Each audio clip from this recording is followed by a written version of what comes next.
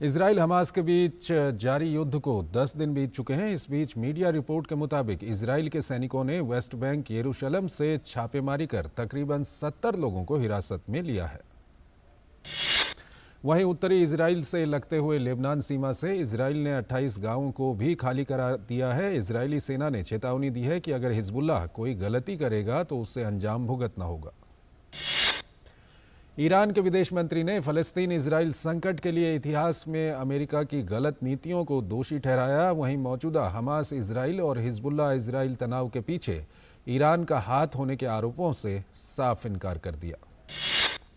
उत्तरी गजा की सीमा पर हमास और इजराइल के बीच ताज़ा हमलों की खबर है। सेदरात की तरफ हमास ने कुछ रॉकेट दागे जिसे हवा में ही मार गिराया गया। वहीं इजराइल ने भी जवाबी हमला किया। इजरायली टैंक हमास के खिलाफ ज़मीनी लड़ाई के लिए तैयार खड़े हैं। वहीं हमास के हमले का एक नया वीडियो भी इजराइल ने जारी किया है जिसमें आतंकी बाड़ तोड़कर इजरायली नागरिकों पर गोलीबारी करते हुए नजर आ रहे हैं। इजराइल की चेतावनी के बाद गजा शहर से लोग पलायन कर दक्षिण में मिस्र की सीमा पर स्थित खान यूनुस की ओर जा रहे हैं। वहीं गजा में मलबे के नीचे हजारों लोगों के शव दबे होने की आशंका जाहिर की जा रही है। संयुक्त राष्ट्र के मुताबिक इजरायली हमले और गजा खाली करने की चेतावनी के बाद 10 लाख लोग पलायन का सामना कर रहे हैं। ये सभी दक्षिण गजा खान यूनुस की ओर जा रहे हैं, लेकिन इजरायली लड़ाकू विमान वहां पर भी बमबारी कर रहे हैं। गजा के अस्पतालों में एक तरफ जहां बिजली की किल्लत है, वहीं घायलों की संख्या इतनी बढ़ चुकी है कि दवाइयों और बेड का संकट खड़ा हो चुका है। इसके अलावा गजा के लोगों तक पीने का पानी भी नहीं पहुंच पा रहा है। छत्तीसगढ़ विधानसभा चुनाव के लिए नामांकन की प्रक्रिया जारी है। बीजेपी के वरिष्ठ नेता और छत्तीसगढ़ के पूर्व मुख्यमंत्री रमन सिंह ने राजनांदगांव सीट से अपना नामांकन दाखिल किया। रमन सिंह ने नामांकन के बाद कहा कि बीजेपी कार्यकर्ता बेहद उत्साहित हैं और बीजेपी ये चुनाव जीतेगी। नामांकन के अवसर पर राजनांदगांव आने के लिए अमित शाह का भी आभार जताया। केंद्रीय गृह मंत्री और बीजेपी के वरिष्ठ नेता अमित शाह ने छत्तीसगढ़ के राजनांदगांव में परिवर्तन संकल्प महासभा को संबोधित किया। इस दौरान उन्होंने प्रदेश की कांग्रेस सरकार और मुख्यमंत्री भूपेश बघेल पर निशाना साधा। भाजपा नेता अमित शाह ने आरोप लगाया कि भूपेश बघेल सरकार ने तुष्टीकरण और वोट बैंक की राजनीति के लिए छत्तीसगढ़ के बेटे भुवनेश्वर साहू को लिंचिंग कराकर मार दिया। उन्होंने ये भी कहा कि मुख्यमंत्री भूपेश बघेल ने छत्तीसगढ़ को कांग्रेस दरबार का एटीएम बना रखा है। एक तरफ कांग्रेस जहां सत्ता में वापसी का दंभ भर रही है, दूसरी तरफ प्रदेश के उप मुख्यमंत्री और कांग्रेस के वरिष्ठ नेता टीएस सिंहदेव छत्तीसगढ़ में चुनाव की तारीख बदलने की मांग उठा रहे हैं। रक्षा मंत्री राजनाथ सिंह ने तेलंगाना के करीमनगर में जनसभा को संबोधित किया। उन्होंने राज्य की बीआरएस सरकार पर निशाना साधा और कहा मुख्यमंत्री चंद्रशेखर राव के शासन में सत्ता का भरपूर दुरुपयोग हो रहा है। कांग्रेस सांसद राहुल गांधी ने मिजोरम में अपनी जनसभा की। उन्होंने कहा कि अगर राज्य में हमें जनता का समर्थन मिला तो हम सबसे पहला काम युवाओं के रोजगार को बढ़ाने के लिए करेंगे। केंद्रीय मंत्री पीयूष गोयल ने तमिलनाडु के तिरुपुर में भाजपा प्रदेश अध्यक्ष के अन्नामलाई के साथ एन मन एन मक्कल पदयात्रा में हिस्सा लिया। इस पदयात्रा में काफी लोग शामिल हुए। राजस्थान सरकार में मंत्री प्रताप सिंह खाचरियावास ने कहा कि कांग्रेस यहां पर बड़े अंतर से जीतेगी। बीजेपी पर तंज कसते हुए उन्होंने कहा कि बीजेपी में अभी सफाई अभियान चल रहा है। पुराने नेताओं को हटाकर नए नेताओं को खड़े करने का अभियान चल रहा है। मध्य प्रदेश विधानसभा चुनाव कांग्रेस की पहली सूची जारी करने पर मध्य प्रदेश कांग्रेस प्रदेश अध्यक्ष कमलनाथ ने भोपाल में कहा, मध्य प्रदेश की जनता को एहसास हो रहा है कि किस प्रकार उनके साथ खिलवाड़ हो रहा है और कैसे प्रदेश को चौपट बनाया गया। केंद्रीय गृह मंत्री अमित शाह ने पश्चिम बंगाल के सियालदेह में राम मंदिर थीम पर दुर्गा पूजा पंडाल का उद्घाटन किया। कार्यक्रम को संबोधित करते हुए गृह मंत्री अमित शाह ने कहा कि अयोध्या में अगले साल जनवरी में राम मंदिर का उद्घाटन होगा। सूचना एवं प्रसारण मंत्री अनुराग ठाकुर ने हिमाचल प्रदेश के हमीरपुर में मेरी माटी मेरा देश अभियान से जुड़े कार्यक्रम को संबोधित किया। उन्होंने छात्रों, युवाओं और स्थानीय जनता को संबोधित करते हुए अभियान की सराहना की। अहमदनगर और नारायणपुर स्टेशनों के बीच 8 डिब्बों वाली डेमू ट्रेन के 5 डिब्बों में आग लग गई। आग लगने से कोई हताहत नहीं हुआ क्योंकि आग लगने पर सभी यात्री ट्रेन से उतर गए थे। कोलकाता में टीएमसी सांसद महुआ मोइत्रा पर रिश्वतखोरी के आरोप को लेकर भाजपा सांसद निशिकांत दुबे द्वारा लोकसभा अध्यक्ष को पत्र लिखे जाने पर पश्चिम बंगाल विधानसभा में विपक्ष के नेता शुवेंदु अधिकारी ने कहा है कि ये गंभीर आरोप है। संसद की विशेषाधिकार समिति को तुरंत इस पर कार्रवाई करनी चाहिए। टीएमसी सांसद महुआ मोइत्रा पर रिश्वतखोरी के आरोप को लेकर केंद्रीय मंत्री गिरिराज सिंह ने पटना में कहा कि निशिकांत दुबे एक सम्मानित सांसद हैं।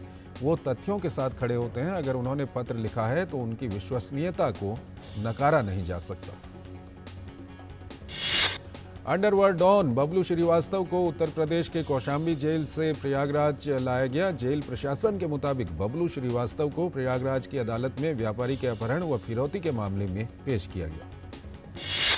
भाजपा नेता मनोज तिवारी और दिल्ली भाजपा अध्यक्ष वीरेंद्र सचदेवा दिल्ली में कालिंदी कुंज स्थित यमुना घाट का दौरा कर चुके हैं। उनके साथ कई अधिकारी भी मौजूद थे। उन्होंने यमुना में प्रदूषण के स्तर के बारे में जाना।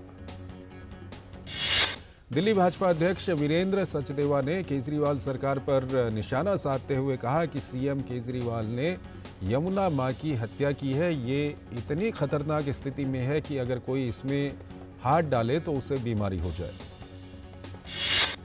भाजपा नेता मनोज तिवारी ने कहा कि छठ का त्योहार आ रहा है। महिलाएं जल में डुबकी लगाती हैं, लेकिन डुबकी लगाने वाले जल को अरविंद केजरीवाल ने जहरीला बना दिया है। ये बहुत बड़े अपराध की निशानी है। प्रवर्तन निदेशालय ने सट्टा ऐप मामले में छत्तीसगढ़ में दुर्ग और राजनांदगांव में छापेमारी की है। ईडी ने ऑनलाइन सट्टा ऐप कारोबार से जुड़े सौरभ चंद्राकर के 7 करीबियों के घर पर छापे मारे। ईडी ने कुछ दिन पहले सौरभ चंद्राकर की 417 करोड़ की अवैध संपत्ति जब्त की थी। ईडी द्वारा आरोपियों के खिलाफ दस्तावेजों की जांच की जा रही है ताकि महादेव सट्टा ऑनलाइन के मुख्य सरगना सौरभ चंद्राकर और रवि उप्पल के तार खंगाले जा सके। बेंगलुरु में आयकर विभाग के छापे के दौरान बरामद किए गए 42 करोड़ रुपये को लेकर मामला तूल पकड़ता जा रहा है। भाजपा ने मुख्यमंत्री और उप मुख्यमंत्री पर भ्रष्टाचार के आरोप लगाए हैं और इस मामले की सीबीआई जांच की मांग की है। कांग्रेस की है। भाजपा ने कांग्रेस पर 5 चुनावी राज्यों में चुनावों के लिए धन जुटाने के लिए राज्य में एटीएम सरकार चलाने का आरोप लगाया। गुजरात के सुंदरनगर में एक यात्री बस हादसे का शिकार हो गई। बस के पलट जाने से उसमें सवार 30 से ज्यादा यात्री घायल हो गए। हादसे की सूचना मिलने पर विधायक जगदीश मकवाना ने अस्पताल जाकर घायलों से मुलाकात की। मौसम विभाग ने केरल के कोल्लम, पथानामथिट्टा, अल्लापुझा और इडुक्की जिलों में ऑरेंज अलर्ट जारी किया है और बहुत तेज वर्षा की संभावना व्यक्त की है। लक्षद्वीप के अलावा राज्य के अन्य सभी जिलों में येलो अलर्ट जारी किया गया है। केरल और लक्षद्वीप में 45 किलोमीटर प्रति घंटे की रफ्तार से हवाएं चलने की संभावना है। मछुआरों को सलाह दी गई है कि वो केरल और लक्षद्वीप के तटों के पास समुद्र में न जाएं। हिमाचल प्रदेश में मौसम का मिजाज बदल गया है। कई जगह रुक रुक कर बारिश हुई, जबकि ऊंची चोटियों पर हल्की बर्फबारी हो रही है। 18 अक्टूबर तक मौसम खराब रहने की संभावना है। लाहौल स्पीति के ऊंचाई वाले क्षेत्रों में बर्फबारी का क्रम जारी है। घाटी के ऊंचाई वाले क्षेत्रों में इस मौसम की तीसरी बर्फबारी से ठंड बढ़ गई है। रोहतांग दर्रा, बारालाचा दर्रा और पटसेऊ इलाके में भी बर्फबारी हुई है। शिमला में मौसम वैज्ञानिक सुरेंद्र पॉल ने बताया है कि पश्चिमी विक्षोभ सक्रिय होने के कारण हिमाचल प्रदेश में मौसम खराब है। अगले 24 घंटों में प्रदेश के अधिकांश हिस्सों में बारिश और बर्फबारी देखने को मिलेगी। राज्य में 1-2 जगहों पर भारी बारिश हो सकती है। दिल्ली में मुख्यमंत्री अरविंद केजरीवाल के घर के पास सैकड़ों शिक्षकों ने धरना प्रदर्शन किया। इन 500 सर्व शिक्षा अभियान शिक्षकों को एमसीडी ने हटा दिया है। धरने पर बैठे ये शिक्षक तुरंत अपनी बहाली की मांग कर रहे हैं। मिजोरम में होने वाले विधानसभा चुनाव के लिए कांग्रेस ने उम्मीदवारों की पहली सूची जारी की है। इस सूची में पार्टी ने 39 प्रत्याशियों के नाम घोषित किए हैं। मिजोरम में 7 नवंबर को वोट डाले जाएंगे और मतों की गणना 3 दिसंबर को होगी। सूरत के पांडेसरा इलाके में डाइंग मिल में आग लग गई। आग पर काबू पाने के लिए दमकल विभाग की 10 गाड़ियों को लगाया गया। आग लगने की जांच की जा रही है। तेलंगाना के रंगारेड्डी में एक दुकान में आग लग गई। घटना में किसी के हताहत होने की सूचना नहीं है। पुलिस के अनुसार आग लगने का कारण शॉर्ट सर्किट होने की आशंका है। पंजाब और हरियाणा के कई हिस्सों में तेज हवा के साथ बारिश हुई है। बारिश के चलते धान की फसल को नुकसान पहुंचने की आशंका है। हरियाणा के मुख्यमंत्री मनोहर लाल खट्टर ने किसानों द्वारा पराली जलाए जाने पर कहा, हम इसकी जानकारी लेंगे कि पराली जलाने की नौबत क्यों आई है। हम किसानों को समझाएंगे और अगर वो नहीं मानते हैं तो सख्ती करेंगे। ईसाई मिशनरियों द्वारा चेन्नी मलाई का नाम बदलकर येसु मलाई या कलवारी मलाई करने की मांग करने वाले भाषणों और प्रयासों के बाद हिंदू संगठनों द्वारा विरोध प्रदर्शन आयोजित किया गया था। विरोध प्रदर्शन में भारी संख्या में लोग शामिल हुए। शारदीय नवरात्रि के दूसरे दिन देश भर के प्रसिद्ध मंदिरों में भक्तों की भारी भीड़ लगी हुई है। प्रयागराज के सिद्धपीठ अलोप शंकरी मंदिर में भी भक्त दूर दूर से यहां पहुंच रहे हैं। इस मंदिर की विशेषता है कि यहां भक्त प्रतिमा की नहीं बल्कि पालने की पूजा करते हैं। नवरात्रि के दूसरे दिन प्रधानमंत्री नरेंद्र मोदी ने सोशल मीडिया मंच एक्स पर अपने संदेश में कहा है कि नवरात्रि के दूसरे दिन मां ब्रह्मचारिणी की पूजा अर्चना की जाती है। मां से प्रार्थना है कि देश भर के मेरे परिवारजनों को हर चुनौती का सामना करने का साहस और सामर्थ्य प्रदान करें।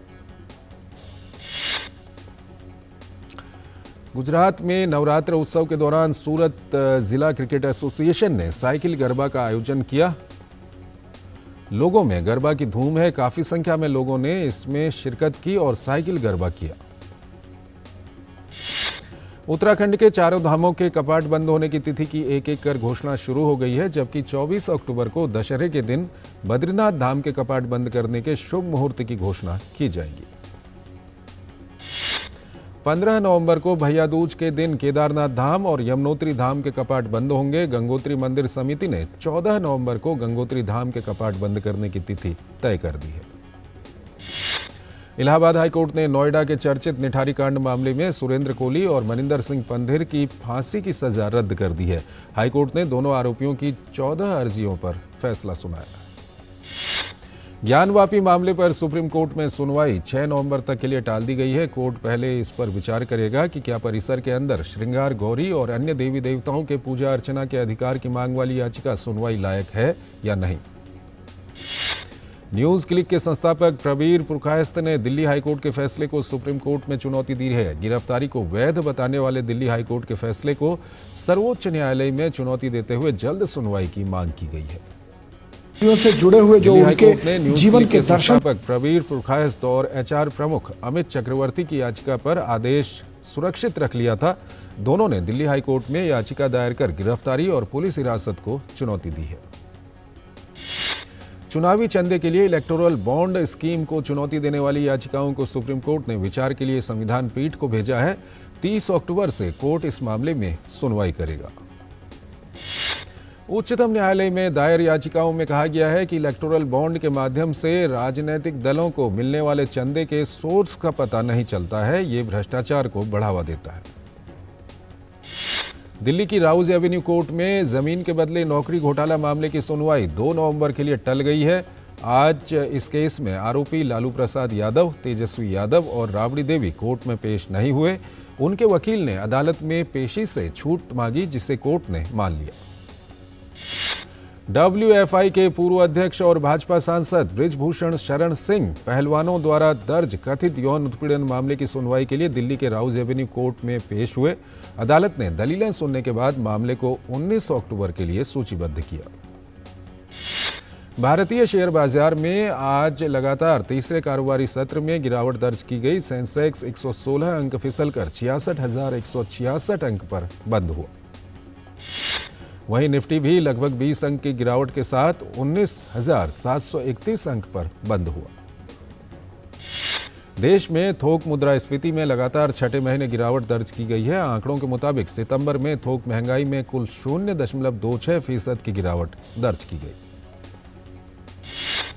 मिडिल ईस्ट में जारी उठापटक और अमेरिका में ब्याज दरों में बढ़ोतरी की संभावना के कमजोर पड़ने से घरेलू बाजार में प्रति 10 ग्राम सोने की कीमत में लगभग 3,000 रुपये की बढ़ोतरी हुई है। शेयर बाजार को दी जानकारी में दवा company Zydus life sciences limited ने बताया है कि पुनीत पटेल को अमेरिका के लिए कंपनी का अध्यक्ष एवं मुख्य कार्यपालक अधिकारी नियुक्त किया गया है।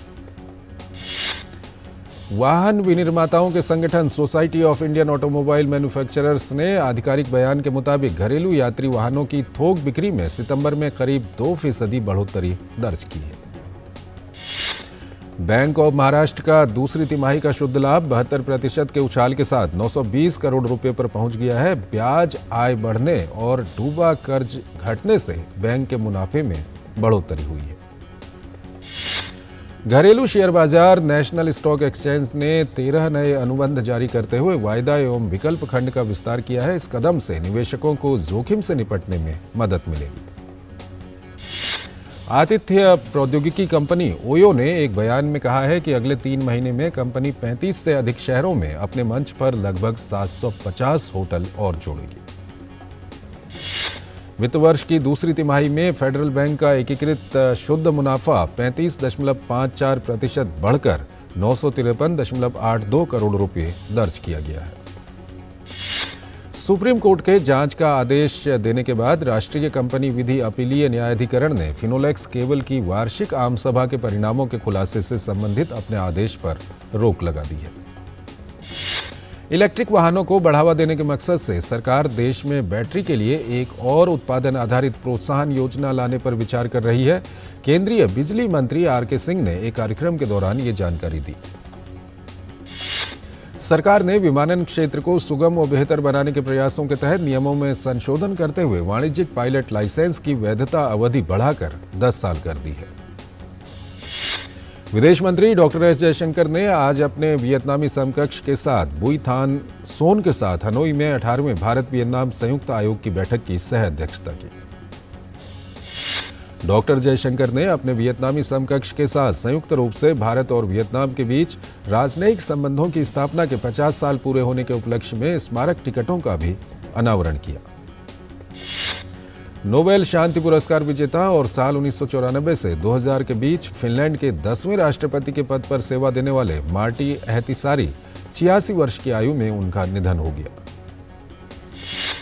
इस वर्ष COP28 शिखर सम्मेलन के दौरान बातचीत की स्थिति तय करने को लेकर यूरोपियन यूनियन के विदेश मंत्रियों ने बैठक की। यूरोपीय संघ द्वारा फ्लेवर्ड तंबाकू उत्पादों पर प्रतिबंध लगाने के बाद तंबाकू का उत्पादन करने वाली ब्रिटिश अमेरिकन टोबैको सहित बड़ी तंबाकू कंपनियां चाय जैसे निकोटीन युक्त पदार्थों से बनी हीट स्टिक बेचने में जुट गई हैं। मिस्र यात्रा के दौरान फ्रांसीसी विदेश मंत्री ने कहा कि गाजा में मुश्किलों का सामना कर रहे लोगों के लिए मानवीय सहायता की अनुमति दी जानी चाहिए। ईरान के विदेश मंत्रालय के प्रवक्ता नासिर कनानी ने कहा है कि इजराइल फलस्तीनी संघर्ष के लिए अमेरिका को जिम्मेदार ठहराया जाना चाहिए। इजराइल और हमास में जारी खूनी हिंसक झड़प के बीच ब्रिटेन के प्रधानमंत्री ऋषि सुनक ने कहा है कि मानवीय पहलुओं को देखते हुए गाजा और इजिप्ट के बीच स्थित राफा सीमा को खुलवाना हमारी पहली प्राथमिकता है। लॉस एंजलिस में 2028 में होने वाले ओलंपिक खेलों में क्रिकेट को शामिल कर लिया गया है। क्रिकेट सहित 5 खेलों को लॉस एंजलिस में शामिल करने की सिफारिश मान ली गई है। ये फैसला मुंबई में हुए IOC सत्र में लिया गया है। पिछली बार ओलंपिक में क्रिकेट सन 1900 में खेला गया था। इस सत्र में क्रिकेट के साथ baseball, softball, flag football, lacrosse और स्क्वैश को शामिल किया गया है। ICC क्रिकेट विश्व कप में आज ऑस्ट्रेलिया ने श्रीलंका को हराने में सफलता पाई। इस विश्व कप में ऑस्ट्रेलिया की 2 हार के बाद ये पहली जीत है। इससे पहले अच्छी शुरुआत के बाद श्रीलंका की पारी ऑस्ट्रेलियाई गेंदबाजों के आगे 209 रन पर सिमट गई थी। ऑस्ट्रेलिया की तरफ से एडम जंपा ने 4 विकेट लेने में सफलता पाई थी। ICC विश्व कप में कल धर्मशाला में शानदार प्रदर्शन कर रही दक्षिण अफ्रीका का सामना नीदरलैंड से होगा। अफ्रीकी टीम की नज़र इस मुकाबले को अपने नाम करके जीत की हैट्रिक लगाने की होगी।